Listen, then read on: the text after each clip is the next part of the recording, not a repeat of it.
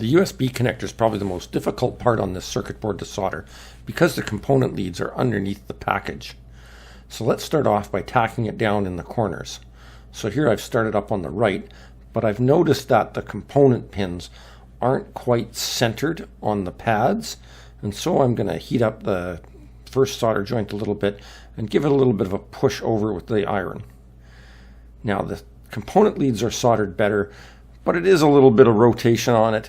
I can see on the bottom left hole it's a little bit higher than the bottom right hole. But let's go ahead and finish it off.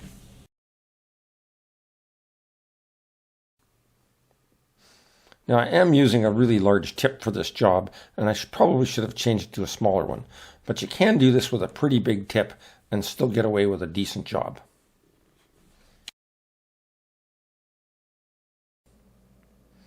Now it's a little bit hard to see, but when I bring the soldering iron in, I bring the soldering iron in and I touch both the component package and the circuit board pad at the same time, and I try and feed the solder into the joint between them.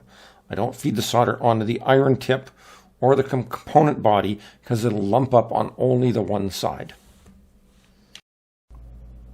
So now what I'm going to do is I'm going to apply a little bit of flux to the pins, get them ready for soldering. And then I'm going to bring my soldering iron in and I'm going to put some solder onto the tip of the iron.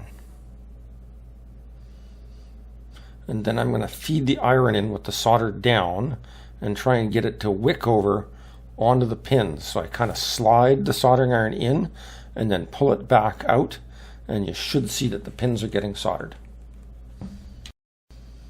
I forgot to tip it up and show you, but it did turn out pretty good.